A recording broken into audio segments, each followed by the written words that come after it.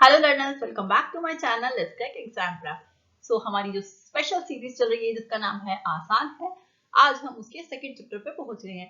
So first chapter already हमारा complete है। आप चाहें तो इस सीरीज में जाकर आप देख सकते हैं। फर्स्ट चैप्टर के 3 पार्ट्स में हमने उसको कवर किया है, तो आप तीनों पार्ट्स एक बार अगर वीडियो देख लेंगे तो आई डोंट थिंक सो कि आपको बार बार उस चैप्टर को पढ़ने की या दोबारा से बुक्स में से पढ़ने की कोई भी जरूरत पड़ेगी। हमने बहुत ही आसान शब्दों में और जो इंपॉर्टेंट टर्म्स हैं सिर्फ उन्हीं के बारे में ही बात की है। तो चलिए आज हम स्टार्ट करते हैं हमारा सेकंड चैप्टर जिसका नाम है बेसिक अकाउंटिंग टर्म्स। सो देखिए, बेसिक अकाउंटिंग टर्म्स मींस कि जब भी सपोज आपको इंग्लिश सब्जेक्ट पढ़ना है तो सबसे पहले आपको एबीसीडी आना ज्यादा जरूरी है। अगर आपको एबीसीडी नहीं आएगी तो माय नेम इज दिस ये लिखना आप सीखेंगे कैसे? आप नहीं सीख सकते हो। तो सेम थिंग, अगर आपको अकाउंट को जानना है कि ये है क्या एग्जैक्टली, तो उससे पहले आपको उसकी बेसिक टर्म्स के बारे में पता होना चाहिए। अब अकाउंट की भाषा थोड़ी सी अलग है। जो हम डेली लाइफ में अपनी एक सिंपल लैंग्वेज यूज करते हैं उससे थोड़ा सा डिफरेंट आपके कुछ वर्ड्स हैं जो कि इस्तेमाल किए जाते हैं अकाउंट्स में। सबसे पहले तो हमें उन शब्दों का मीनिंग पता होना बहुत जरूरी है कि एग्जैक्टली वो होते क्या है, उनको अकाउंट की भाषा में कैसे हम इस्तेमाल करते हैं। तो चलिए हम उन्हीं कुछ शब्दों के बारे में बात करने जा रहे हैं, यानी कि हम इंग्लिश की एबीसीडी अकाउंट की बेसिक टर्म्स, बात बराबर है, उसके बारे में हम जानने जा रहे हैं। तो चलिए, जो आपकी फर्स्ट टर्म है जिसका नाम है बिजनेस ट्रांजैक्शन, तो चलिए आज हम उसके बारे में बात करते हैं कि अकाउंट में ये बिजनेस ट्रांजैक्शन ये होता क्या है। तो देखिए, बिजनेस ट्रांजैक्शन दो शब्दों का जोड़ है, यानी कि दो वर्ड्स हैं उनको मिलाकर बना है। First is your business and second is your transaction. ठीक है, बिजनेस मींस आपको पहले भी हम बिजनेस का मीनिंग बहुत बार बता चुके हैं कि देखिए बिजनेस मींस कोई भी काम जो आप मेन मोटिव आपका होता है कि हम प्रॉफिट अर्न करने के लिए करते हैं। ठीक है, और दूसरा शब्द आपका है, दूसरा वर्ड है आपका ट्रांजैक्शन। देखिए ट्रांजैक्शन क्या होती है, एक आसान भाषा में अगर हम सीखें, हम गोलगप्पे खाने गए सपोज, वहां पे जाके हमने भैया को बोला कि हम पेटीएम कर देंगे, वी डोंट हैव कैश, हमारे पास कैश नहीं है, हम आपको ऑनलाइन पेमेंट कर देते हैं। ठीक है, हमने क्यूआर कोड को स्कैन किया और पेमेंट कर दी। ठीक है, हमारे एंड पे हमने नॉर्मली तरीके से क्या कहा कि हमने पेटीएम पे पेमेंट कर दी, बट ये एक ट्रांजैक्शन है, यानी कि हमारे अकाउंट में से, हमारे पेटीएम में से कुछ अमाउंट, जितने के भी आपके गोलगप्पे थे, 20 रुपए 40 रुपए, वो डिडक्ट होकर गोलगप्पे वाले भैया के पास चले गए, यानी कि उनके अकाउंट में ये दिखाया जाएगा कि कोई ट्रांजैक्शन हुई है। ट्रांजैक्शन इट कैन बी पैसा आया या फिर पैसा गया, दोनों ही केसेस को हम ट्रांजैक्शन बोलेंगे। ठीक है, अभी तक हमने इन चीजों का यूज नहीं किया था बिकॉज हम सिंपल कहते थे कि हमने पैसे दे दिए भैया को, बट इसको अकाउंट की भाषा में ट्रांजैक्शन कहा जाता है। चाहे आपके अकाउंट में पैसे आए हैं या पैसे गए हैं, उसे हम ट्रांजैक्शन कहते हैं। तो प्लीज ध्यान रखिएगा सिंपल सी चीज को, पैसे देना लेना प्रॉपर जो हमारे अकाउंट में उन सब चीजों को शो करना इज योर ट्रांजैक्शन। अब इसे हम अकाउंटिंग भाषा में आपके बुक्स में जो डेफिनेशन है उस तरीके से पढ़ते हैं। एंड इकोनॉमिक एक्टिविटी, अब देखिए एक्टिविटी इकोनॉमिक होनी चाहिए। इकोनॉमिक मतलब कि मॉनेटरी टर्म की बात की जा रही है यहाँ पर, कि सब कुछ भी पैसे से रिलेटेड होना चाहिए। ठीक है, ऐसा नहीं है कि गोलगप्पे वाले भैया ने आपको दे दिए कि चलो आपके साथ में कोई बच्चा है, ये लो एक गोलगप्पा ले लो, कोई बात नहीं, कोई पैसे वैसे नहीं लेना, हम दिस इज फ्री। तो ये कोई ट्रांजैक्शन नहीं है। ठीक है, इकोनॉमिक होनी चाहिए और मॉनेटरी टर्म में होनी चाहिए। That changes business financial position. देखिए कोई भी ऐसी ट्रांजैक्शन जो कि फाइनेंशियल पोजीशन को चेंज करती है, यानी कि अगर मेरे अकाउंट में 10,000 रुपए हैं और मैंने किसी को कोई सामान बेचा और उन्होंने मुझे 1,000 रुपए दिए, तो मेरी जो फाइनेंशियल पोजीशन है वो अब 11,000 रुपए हो गई। पहले 10,000 थे, 1,000 और आ गए, 11,000 रुपए अब मेरे पास है, यानी कि मेरी जो फाइनेंशियल पोजीशन थी, यानी कि जो मेरे पास पैसा था, वो या तो कम हो जाएगा या फिर बढ़ जाएगा। थोड़ा बहुत उसमें कम ज्यादा चेंजेस जो आएंगे वो आपके बिजनेस ट्रांजैक्शन की वजह से आएंगे। ठीक है, the term transaction is viewed as a business dealing which involve exchange of goods and services for value between two or more parties, firms or account any event which has some monetary impact, यानी कि कुछ ना कुछ पैसों से related effect पड़ना चाहिए आपके अकाउंट पे। और the financial statement of business is called transaction. तो इसे हमने अभी आपको जस्ट आसान शब्दों में बताया कि गोलगप्पे वाले भैया को हमने पेमेंट की थी पेटीएम से, तो सिंपली उनके अकाउंट में जो 40 रुपए फालतू हुए या फिर किसी ने हमें पैसे दिए, तो जो थोड़ा बहुत कम ज्यादा हुआ मॉनेटरी टर्म्स में, दैट इज कॉल्ड ट्रांजैक्शन। ठीक है, नेक्स्ट टर्म हम देखते हैं, दैट इज योर इवेंट। अब देखिए वैसे तो इवेंट का मतलब कुछ और होता है, हम बचपन से इवेंट मतलब कोई पार्टी से रिलेटेड उसको कनेक्ट करते आए हैं। ठीक है, बट अकाउंट में इवेंट का मतलब थोड़ा सा अलग है। अकाउंटिंग टर्म्स में अगर हम देखें तो उसका मतलब है result of any transaction. Transaction तो देखिए आप अभी समझ ही चुके हैं कि ट्रांजैक्शन क्यों होती है। देखिए आप बिजनेस कर रहे हैं, पैसा आएगा या जाएगा, आने जाने, इस प्रोसेस को हम बोलते हैं ट्रांजैक्शन, ठीक है। अब इवेंट क्या होता है भाई? Event is result of transaction, यानी कि मैंने सपोज एक महीने में कितने का सामान बेचा, ठीक है। सपोज मेरे पास मेरा सूट का बिजनेस है, ठीक है, और मैंने एक महीने में 10,000 के सूट सेल किए। पैसा आया, सूट मैंने दिए, मेरा सामान यानी कि मेरा जो भी गुड्स थी, यानी कि मेरा सूट का काम है, तो मेरे सूट मैंने सेल किए, सूट कम हुए, पैसा मेरे पास आया। उसके बाद एट द एंड मैं देखूंगी, कैलकुलेट करूंगी कितना स्टॉक बच गया, ठीक है। सपोज मेरे पास 50 सूट थे, मैंने सेल कर दिए 10,000 रुपए के, और अब मेरे पास at the end of the month 2 या 3 सूट रह गए। तो ये मेरा एक रिजल्ट है, मैंने एक कैलकुलेशन की है कि भाई एट द एंड ये हुआ। और इसके अलावा कोई भी चीज, जैसे कि मैंने 10,000 के सूट बेचे, वो आए इतने के थे, आए सपोज 5,000 के थे, तो अब मैंने देखा eight the end of the month कि भाई इतना मुझे थोड़ा सा फायदा हो रहा है। सारे एक्सपेंसेस पूरा डिटेल में मैंने नहीं किया, बट हाँ मैंने एक मोटा मोटा आइडिया लगाया कि इतना मुझे बेनिफिट हो रहा है। यानी कि कोई भी ऐसी चीज जो हम बिजनेस में कर रहे हैं तो उसका कुछ ना कुछ रिजल्ट बेस्ड होती है वो, कि स्टॉक कैलकुलेट करना या फिर ये पता लगाना कि हाँ ठीक ठाक काम चल रहा है या नहीं चल रहा, मतलब eight the end of the month. ये नहीं कि डेली डेली डेली आप चीजों को लेके चल रहे हो। कुछ रेयर केसेस में ऐसा भी होता है कि हम डेली भी इवेंट कैलकुलेट करते हैं, यानी कि रिजल्ट देखते हैं कि आउटकम क्या रहा चीजों का, ठीक है। और अगर आप उसको आसान शब्दों में डिफाइन करें तो an event may be described as any incidence that occur as a result of something. कुछ भी चीज हो सकती है, इट्स नॉट अबाउट ओनली कि सिर्फ मॉनेटरी टर्म्स में हम कैलकुलेट कर रहे हैं। जो भी हमने प्लानिंग की थी उसका रिजल्ट क्या रहा, उसका आउटकम क्या रहा, उसको हम अकाउंट की टर्म में इवेंट बोलते हैं। In an accounting sense, an event can be understood as a final outcome of business activity. जो भी हमने एक्टिविटी की उसका आउटकम हमें क्या मिला, रिजल्ट क्या रहा उसका, that is your event in accounting term. Okay, next term is your capital. अब देखिए कैपिटल को अगर मैं आसान शब्दों में बोलूं तो इसका मतलब होता है कि पैसा, ठीक है। मेरा बिजनेस है, मैं बिजनेस स्टार्ट करने जा रही हूँ, तो मैं क्या करूंगी, सबसे पहले मुझे कुछ ना कुछ इन्वेस्टमेंट तो करनी ही पड़ेगी, यानी कि मुझे पैसा तो लगाना ही पड़ेगा। अब मैं ओनर हूँ, मैं अपने बिजनेस में पैसा लगा रही हूँ, तो इस पैसे को मैं बोलूंगी कि मैंने कैपिटल लगाई है। कैपिटल यानी कि मेरा पैसा, ठीक है। जो ओनर का पैसा होता है ना, उसको हम कैपिटल बोलते हैं। ऐसा नहीं कि जितने भी बंदों ने इन्वेस्ट किया उन सबको हम कैपिटल बोलेंगे, नहीं। जो ओनर है, ओनर के पैसे को हम कैपिटल बोलते हैं। अब वो कैश भी हो सकता है कि मैंने कुछ मेरे पास फर्नीचर था, तो मुझे लगता है कि मेरे बिजनेस में I can use this furniture, तो वो फर्नीचर भी मैंने अपने बिजनेस में लगा दिया। मेरे पास जो पैसा था वो पैसा भी मैंने अपने बिजनेस में लगा दिया, अपने बिजनेस को स्टार्ट करने के लिए। तो चाहे वो फर्नीचर हो या फिर कैश अमाउंट हो, वो सब कुछ कैपिटल उसको बोला जाएगा। जो भी इन्वेस्टमेंट मैंने की है उस पूरी इन्वेस्टमेंट को कैपिटल बोला जाएगा। ध्यान रखिए वो ओनर की होती है।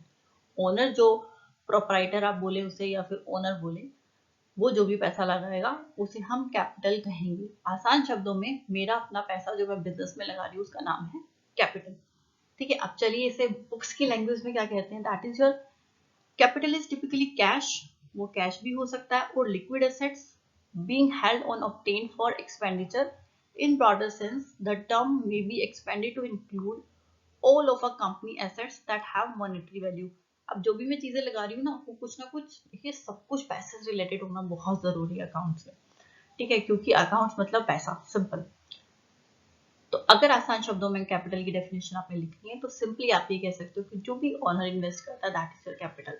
इट कैन बी कैश और it can be any term which can be which have monetary value, यानी कि सपोज जैसे मैंने आपको जैसे अभी बताया कि फर्नीचर, अब फर्नीचर को मैं इन फ्यूचर बेचकर मुझे पैसा तो मिलेगा, चाहे कम मिले ज्यादा मिले, बट एट द एंड पैसा तो मिलेगा। तो कैश हो चाहे ऐसी कोई भी चीज हो जिससे एट द एंड आपको फ्यूचर में थोड़ा पैसा, थोड़ा ज्यादा जो भी है पैसा मिलने वाला है, दैट इज योर कैपिटल, ठीक है। और ये आपका कैपिटल का एक फॉर्मूला है जो कि आपको एक्चुअली याद करना ही है और बहुत इंपॉर्टेंट भी है, that is your capital is equals to assets minus liability. अब ये एसेट्स और लायबिलिटी क्या होती है ये हम आगे बताते हैं आपको, बट इस फॉर्मूले को याद रखना बहुत बहुत जरूरी है क्योंकि ये हर जगह आपका काम आने वाला है। तो इसके बारे में हम अभी बाद में बात करेंगे। फॉर्मूला तो जो क्वेश्चन है वो करते करते ही लर्न हो जाएगा, but this is very important formula. तो चलिए नेक्स्ट देखते हैं आपका एसेट्स, जो जस्ट अभी हमारे फॉर्मूले में आया, capital is equals to assets minus liability. तो ये एसेट्स, लायबिलिटीज, ये सारी चीजें क्या होती हैं? देखिए, first is your assets. Assets, आसान शब्दों में एसेट्स का मतलब होता है कोई भी ऐसी चीज जिसे सेल करके फ्यूचर में मुझे पैसा मिल जाएगा। अब देखिए, आप कहेंगे कि कैपिटल में भी यही बात बोली गई थी, बट कैपिटल में कैश भी इन्वॉल्व होता है और एसेट्स भी इन्वॉल्व होती है आपकी, जो ओनर ने लगाई है। ठीक है, इसके अलावा एसेट्स, आपकी एसेट्स में और क्या क्या चीजें आ सकती हैं, वो किस तरीके से कैपिटल से अलग है? तो देखिए, assets can be thought of any something in the future that can generate cash and reduce expenses or improve sales. Example, land, machinery, cash, furniture. कोई भी चीज, मेरे पास कैश है सपोज, या मेरे बैंक में बैलेंस है, या मेरे पास अपना मेरा एक लैंड है, मशीनरी है, फर्नीचर है, या जो भी सामान, गुड्स हैं जो मैं चीजें बना रही हूँ, जिसका प्रोडक्शन कर रही हूँ, वो सारी की सारी चीजें आपकी एसेट्स में आती है। कैपिटल जो हमने अभी पढ़ा था उसमें आपका वो अमाउंट आता है कि मैंने जो पैसा लगाया प्लस मैंने जो एक्स्ट्रा चीजें इन्वेस्ट की बिजनेस में। एक तरीके से देखा जाए तो business is a completely different thing और ओनर इज कंप्लीटली डिफरेंट। ठीक है, तो ओनर जब बिजनेस में पैसा लगाता है ना, तो वो कैपिटल कहलाता है और उस पैसे के बदले में वो कुछ ना कुछ अमाउंट चार्ज भी करता है, पैसा विड्रॉ भी करता है। अब उस कैपिटल के अंदर एसेट्स इंक्लूड होती है। अगर आप देखिए तो capital is a broader term, capital एक बड़ी टर्म है, asset is include in the capital, assets capital के अंदर इंक्लूड है। ये कंफ्यूजन मत लाइएगा माइंड में कि एसेट्स और कैपिटल में डिफरेंस क्या है, जब दोनों में वही चीजें आ रही है। Capital is a broader term, यानी कि कैपिटल में ज्यादा चीजें इन्वॉल्व हैं, एसेट्स कम है, assets includes in the capital.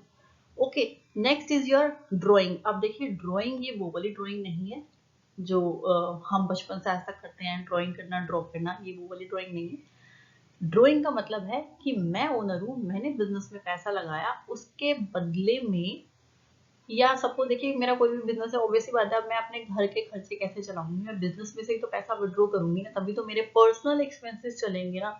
मुझे घर में अपने बच्चों की ट्यूशन की फीस देनी है, स्कूल की फीस देनी है, या उनके लिए कपड़े खरीदने हैं, कुछ भी करना है, तो वो पैसा मैं कहाँ से लाऊंगी? मैं अपने बिजनेस में से अमाउंट विड्रॉ करूंगी, यानी कि निकालूंगी कुछ पैसा। पैसा निकालने वाले प्रोसेस को हम कहते हैं ड्राइंग। ध्यान रखिएगा, ये वो वाली ड्राइंग नहीं है, अपने बिजनेस में से अपने पर्सनल यूज के लिए। आप ध्यान रखिएगा इस बात को, मैं यहाँ पर्सनल यूज की बात कर रही हूँ। मैं ये नहीं कह रही कि मैं पैसा निकाल रही हूँ और मैं बिजनेस पर्पज से उसको यूज कर रही हूँ, नहीं, मैं पर्सनल पर्पज के लिए उस पैसे को विड्रॉ कर रही हूँ, पर्सनल यूज को अपने लिए इस्तेमाल कर रही हूँ, अपनी फैमिली के लिए यूज कर रही हूँ, उसका बिजनेस से कोई लेना देना नहीं है। जब मैं ऐसा करती हूँ तो उसे बोला जाता है ड्रॉइंग्स। इसकी डेफिनेशन भी पढ़ लेते हैं। द एसेट्स और money that a business partner और owner takes out of the company for their own personal use, that is your drawing. ठीक है, next is your liabilities. A liability is something a person or company owe, usually a sum of money. Liability are settled over time through the transfer of economic benefit including money, goods and services. देखिए, आसान शब्दों में liability होती क्या है? Liability मतलब उधार। ठीक है, मैंने बिजनेस शुरू किया, मुझे बिजनेस को ग्रो करना है, चलो शुरू में तो मैंने पैसा लगा दिया, बिजनेस मेरा स्मॉल स्केल पे था, अब मुझे उसे बढ़ाना है। ठीक है, तो मैं कुछ लोगों से उधार माल भी लूंगी, बैंक से लोन भी लूंगी, बट इन फ्यूचर मुझे ही पे तो करना ही है ना, जिससे मैंने उधार माल लिया था उसको मुझे पैसे तो देने ही है ना।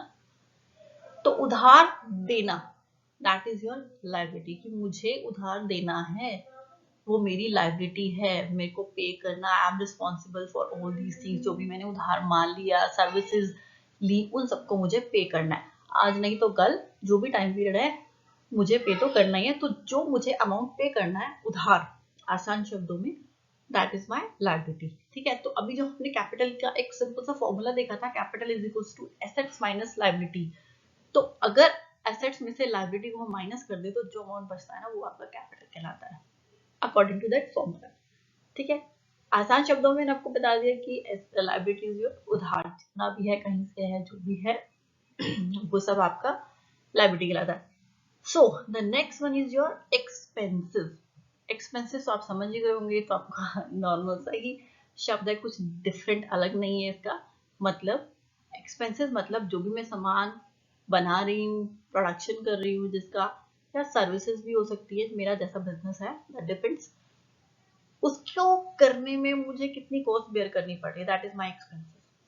कोई भी मैं प्रोडक्शन करती हूँ, मुझे कच्चा माल लाना पड़ेगा, रॉ मटेरियल चाहिए, लेबर चाहिए, मशीनरी चाहिए, तो टोटली एक किसी प्रोडक्ट को बनने में कितनी कॉस्ट आती है, दैट इज योर एक्सपेंसेस। अब देखिए उसमें बाद में बेचने जाऊंगी, मुझे कितना प्रॉफिट होगा, कितना लॉस होगा, कितने की सेल करूंगी, that is a different thing, but उसको बनाने में तो एक खर्चा आया ही है ना मेरा, उस खर्चे को, उस कॉस्ट को हम कहते हैं expenses.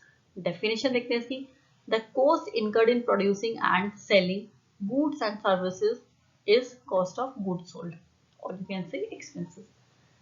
Next is your revenue and then income. देखिए वैसे ये इनकम, रेवेन्यू, प्रॉफिट, ये चीजें आपने सुनी होंगी, इनको अकाउंट्स में इनमें डिफरेंस एक्चुअली देखिए, सबका मतलब अगर मैं आसान शब्दों में बोलूं तो सबका मतलब होता है प्रॉफिट, सिंपल तरीके से, बट इनमें कुछ ना कुछ डिफरेंस है। अब देखिए हम कहते हैं एक कंपनी पूरे साल में कितना रेवेन्यू जनरेट करती है, रेवेन्यू का मतलब ये नहीं होता कि एक कंपनी एक साल में कितना प्रॉफिट उसको हो रहा है, रेवेन्यू का मतलब सिर्फ इतना है कि amount receive from sale of goods, यानी कि मैंने सपोज 10,000 रुपए की सेल करी, ठीक है, 10,000 की मेरी सेल है। अब जो 10,000 की सेल है, क्या वो मेरा प्रॉफिट है 10 के 10,000 रुपए? ये तो नहीं हो सकता ना।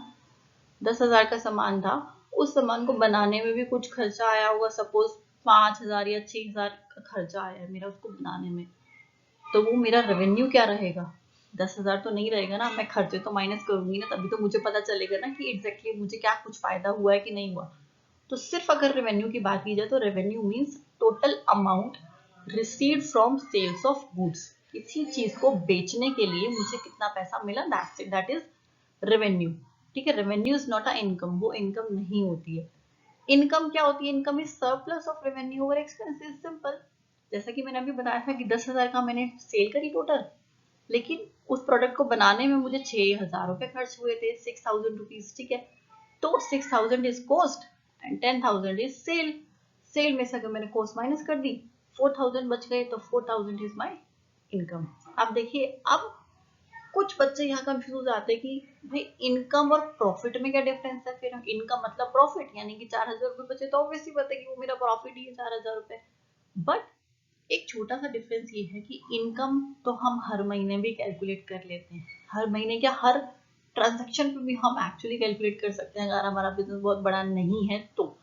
बट डिफरेंस इज दैट कि इनकम हम टाइम टू टाइम कैलकुलेट कर सकते हैं, but if we talk about profit, profit हम साल में एक बार कैलकुलेट करते हैं कि देखिए क्या होता है कि एक ट्रांजैक्शन की प्रॉफिट हुआ, दूसरी की लॉस हुआ, फिर तीसरी की फिर प्रॉफिट हुआ, फिर प्रॉफिट हुआ, फिर प्रॉफिट हुआ, फिर लॉस हुआ, ऐसे करते करते बहुत सारी ट्रांजैक्शन हो गई हमारी।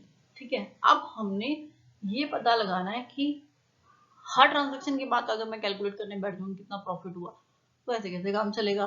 तो मैं क्या करूंगी, साल के एंड में जितना भी प्रॉफिट हुआ वो सारा एक साइड लिख दूंगी, जितना लॉस हुआ वो सारा एक साइड लिख दूंगी, टोटल प्रॉफिट काउंट करूंगी, लॉस काउंट करूंगी, प्रॉफिट में से लॉस माइनस कर दूंगी, मुझे पता चल जाएगा कि टोटल प्रॉफिट मुझे कितना हुआ एक साल में। यानी कि हर ट्रांजैक्शन पे कैलकुलेट करना is not possible, but still income is कि अगर मुझे रैंडमली बीच बीच में से कोई बड़ी ट्रांजैक्शन हुई है, उसका मैंने निकाल लिया कि हाँ इतने का मुझे इतना फायदा हो रहा है, तो उसको हम नॉर्मली सिंपल इनकम बोल सकते हैं। बट प्रॉफिट हम साल में एक बार कैलकुलेट करते हैं, बस इतना सा डिफरेंस है।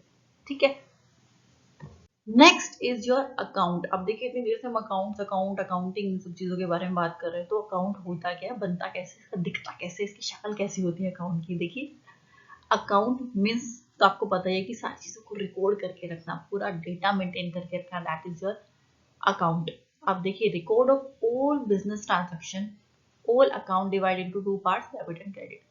आसान शब्दों में अकाउंट का मतलब है record of all business transaction, सारी की सारी ट्रांजैक्शन को रिकॉर्ड करके रखना, मेंटेन करके चलना, दैट इज योर अकाउंट। अब देखिए ये है अकाउंट की शक्ल ऐसा दिखता है हमारा अकाउंट।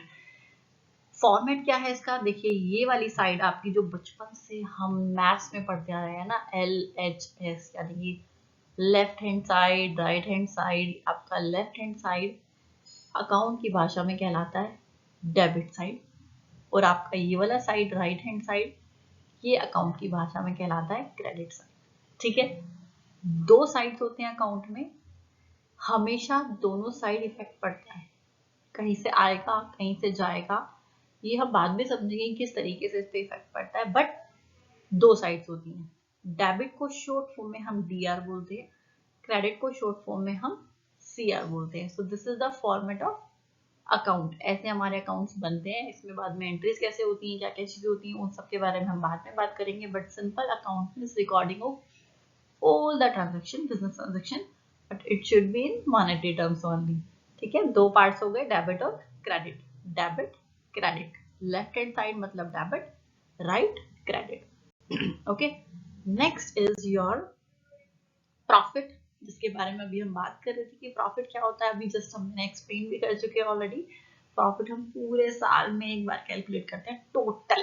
ठीक है, profit is excess of total revenue over total expenses for accounting period. हम अभी बात कर ही चुकी हैं ऑलरेडी इसके बारे में कि पूरे साल में एक बार कैलकुलेट करते हैं कि टोटल कितना हमें फायदा हुआ, दैट इज प्रॉफिट।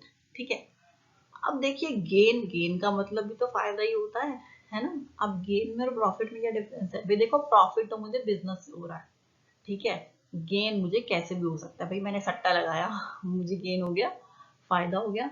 मैंने कोई केस चल रहा था लंबे टाइम से, मुझे उम्मीद नहीं थी कि मैं जीत जाऊंगी, बट मैं जीत गई।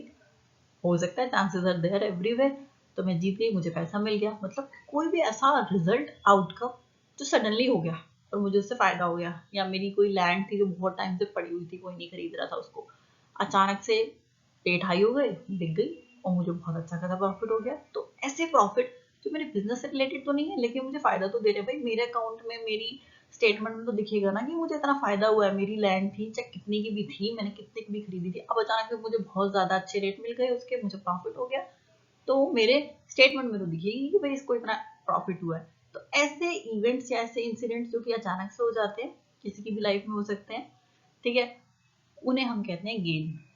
वो बिजनेस से नहीं है, वो आपकी लाइफ में आपके लक्ष्य से रिलेटेड है, दैट इज योर गेन। ठीक है, डेफिनेशन देखते हैं आपकी, मॉनेटरी बेनिफिट। हाँ, होना चाहिए मॉनेटरी टर्म्स में, वो ऑलरेडी है, हर चीज मॉनेटरी टर्म्स में होनी जरूरी है। प्रॉफिट रिजल्टिंग फ्रॉम इवेंट और transaction such as sale of fix assets, कोई पुरानी एसेट, फिक्स असेट मतलब कोई भी मशीनरी हो गई, लैंड हो गया, कुछ भी पुराना था, डम पड़ा था, बहुत अच्छे रेट मुझे मिल गए उसके। विनिंग अ कोर्ट केस, मैंने आपको भी बताया कि कोई केस था, चल रहा था, मैं जीत गई, मुझे पैसे मिल गए बहुत सारे। तो ऐसे इवेंट्स से जो हमें फायदा होता है, दैट इज गेन। लॉस आपका कंप्लीटली प्रॉफिट से अपोजिट है। अगर मेरे एक्सपेंसेस कम होंगे, सॉरी, एक्सपेंसेस ज्यादा होंगे, रेवेन्यू कम होगा तो मुझे लॉस होगा। मेरे खर्चे कम हैं, सेल ज्यादा हो रही है तो मुझे प्रॉफिट होगा। ठीक है, total expenses are more than total revenue, this is the definition of loss. Next is your purchase. अब देखो, हमने बाय का मतलब तो हमें पता है, मतलब खरीदना। अकाउंट में हम थोड़ा सा परचेज का यूज ज्यादा करते हैं, बट परचेज हम सिर्फ वही चीज करते हैं जिसका मैं बिजनेस कर रही हूँ। देखो, अगर मैं कोई चीज नॉर्मली खरीद रही हूँ ना, तो उसे मैं बाय कहूंगी, बट अगर मैं अपने बिजनेस के लिए, सपोज मेरा कपड़े का बिजनेस है और मैं कपड़ा ही खरीद रही हूँ, तो उसे मैं बाय नहीं कहूंगी, उसे मैं परचेज कहूंगी। यानी कि जिस चीज का मैं बिजनेस कर रही हूँ और मैं उसी से रिलेटेड कोई भी सामान खरीद रही हूँ, तो वो आपका परचेज कहलाएगा। इसकी डेफिनेशन है आपकी, the term purchase is used only for the purpose of goods in which business deal, यानी कि बिजनेस जिस में डीलिंग करता है उससे रिलेटेड अगर आप कोई भी गुड्स, कोई भी सामान, कोई भी माल खरीदते हैं, तो वो आपका परचेज कहलाता है। परचेज से ही मिलता जुलता है आपका परचेज रिटर्न। आप देखिए, अगर मैं ऑनलाइन शॉपिंग कर रही हूँ या ऑफलाइन भी कर रही हूँ, कई बार ऐसा होता है मैं सामान खरीद ली, मुझे घर आके समझ में नहीं आया, तो मैंने भैया को बोल दिया कि ये लो भैया वापस, मुझे तो नहीं समझ में आ रहा ये, यानी कि मेरा खरीदा हुआ सामान मैंने वापस कर दिया। ठीक है, तो ऐसे बिजनेस में भी होता है। When purchase goods are return to the supplier, यानी खरीदा हुआ माल सप्लायर को वापस हम कर देते हैं कि ये लो भैया अपना सामान वापस, उसे हम कहते हैं परचेज रिटर्न। और परचेज रिटर्न का दूसरा नाम भी है जिसका मतलब नाम है रिटर्न आउटवर्ड। देखिए रिटर्न आउटवर्ड, आउट मतलब गया था हमारा माल बाहर, वो वापस आ गया। Return outward is another name of purchase return. Then है आपका सेल्स। सेल्स मतलब ये जो बचपन से आप सुनते आ रहे हैं सेल से, ये वही वाला सेल है, इसमें कुछ अलग नहीं है। Sale is transfer of ownership goods and services for a price. कोई भी चीज, मेरा सूट का बिजनेस है, मैंने पैसे लिए सूट दे दिया, ठीक है। या मैं कोई भी सर्विसेज है, यानी कि मैं बैंक में काम करती हूँ, कोई भी सर्विसेज में प्रोवाइड कर रही हूँ, तो बदले में मैं पैसे ले रही हूँ और उसके बदले में सर्विसेज हो गई। जैसे आप किसी बार्बर की शॉप पे जाते हैं, आप हेयर कट कराते हैं, यानी कि आपने सर्विस लिए, कोई सामान तो नहीं लिया ना उससे, सर्विस ली है, उसने आपका हेयर कट किया, उसके बदले में वो आपसे पैसे लेते हैं, तो इन चीजों को कहा जाता है सर्विसेज, ठीक है। गुड सामान या फिर कोई भी सर्विस के बदले में जब आप पे करते हैं तो दैट इज योर सेल्स। अब परचेज रिटर्न की तरह सेल्स रिटर्न भी आता है भाई। सेल्स रिटर्न कैसे होती है? Some customer might return goods sold to them. कुछ कस्टमर होते हैं जो वापस कर देते हैं बिका हुआ सामान। जैसे कि अनदर, इसका भी ना दूसरा नेम है रिटर्न इनवर्ड। आप देखिए एक बार थोड़ा सा नाम ध्यान रखिएगा, परचेज रिटर्न का नाम है रिटर्न आउटवर्ड और सेल्स रिटर्न का दूसरा नाम है रिटर्न इनवर्ड। कुछ प्लेसेस पर आपको सेल्स रिटर्न लिखा हुआ मिलेगा, कुछ प्लेसेस पर आपको रिटर्न इनवर्ड भी लिखा हुआ मिलेगा, तो इसे कंफ्यूज मत होना, इन नेम्स को ध्यान रखना। आप देखिए सेल्स रिटर्न होता क्या है? सेल्स रिटर्न का मतलब होता है कि देखिए मैंने कोई सामान बेचा, some customer might return goods sold to them. कुछ कस्टमर ऐसे भी होंगे, उन्हें हमने जो सामान बेचा हुआ है वो उसको वापस कर देंगे। जैसे कि परचेज रिटर्न में हुआ था। परचेज रिटर्न में क्या हुआ था कि भाई हमने परचेज किया है सामान और हमने उसे वापस दे दिया, ठीक है। सेल्स रिटर्न में क्या होगा? कस्टमर हमें सामान वापस देगा। भाई डिफरेंस सिर्फ इतना है, परचेज रिटर्न में मैं खरीदती हूँ, मैं कस्टमर हूँ, मैंने सामान वापस दिया है, समझ रहे हो बात को? मैं कस्टमर हूँ, मैंने सामान वापस दिया, मेरी कंपनी है, मैं काम कर रही हूँ, मैंने कंपनी के बिहाफ पे कोई सामान परचेज किया, उसको वापस दे दिया। ये हो गया परचेज रिटर्न की मैंने खरीदा था वापस दे दिया। सेल्स रिटर्न की मैंने माल बेचा था, कस्टमर अब कोई और है, मैं कस्टमर नहीं हूँ, अब मैं सेलर हूँ, मैं बेच रही हूँ, तो मैंने किसी को सामान बेचा था, उसने मुझे लाकर वापस दिया, तो वो हो गया सेल्स रिटर्न। देखिए एक बार मैं कस्टमर होंगी, दूसरी बार मैं सेलर होंगी। यानी कि अगर मेरा कोई बिजनेस है तो मैं, सपोज आसान शब्दों में हम बोले कि मेरा सूट का काम है, तो मैं क्या हूँ? सेलर, मैं सूट बेच रही हूँ, ठीक है। और कोई कस्टमर है जिसको सूट पसंद नहीं आया तो मुझे वापस दे गया, तो वो सेल्स रिटर्न है कि मेरा बिका हुआ माल मुझे वापस आ गया मेरे पास। अब परचेज रिटर्न क्या होगा कि मैंने सूट के लिए कपड़ा खरीदा था कि मैं सूट बनाऊंगी, ठीक है, मैंने कपड़ा खरीदा था कि सूट बनाऊंगी, किसी और बंदे से, कोई और सेलर था जिसने मैंने कपड़ा खरीदा। अब मैं कह रही हूँ कि नहीं ये कपड़ा तो मुझे पसंद नहीं आया, तो मैंने माल खरीदा था, अब मैं उसको वापस दे आई कि भाई मुझे कपड़ा पसंद नहीं आया, आप रखो अपने सामान, तो वो होगी परचेज रिटर्न, क्योंकि इस बार मैं कस्टमर हूँ, ठीक है। So this is the difference between purchase return and sales return. तो ये थी हमारी मेन अकाउंटिंग बेसिक टर्म्स जिसे कह सकते हैं। अभी और भी कुछ बेसिक टर्म्स आज हमने बहुत ही बेसिक टर्म्स के बारे में बात की, आगे और भी हैं, तो नेक्स्ट वीडियो में इन्हीं टर्म्स को हम कंटिन्यू करेंगे। ये आपकी अकाउंट की ABCD है, इसके बिना अकाउंट समझ में नहीं आएगी। आई नो कि आप फर्स्ट टाइम पढ़ रहे हैं और आप अभी थोड़े से कंफ्यूज हैं, तो प्लीज आप इस वीडियो को दोबारा देखेंगे, 2 बार 3 बार देखेंगे, आपको सारी टर्म्स क्लियर हो जाएंगी। अगर ये टर्म्स क्लियर हो गई तो अकाउंट्स आपके लिए बहुत आसान हो जाएगी।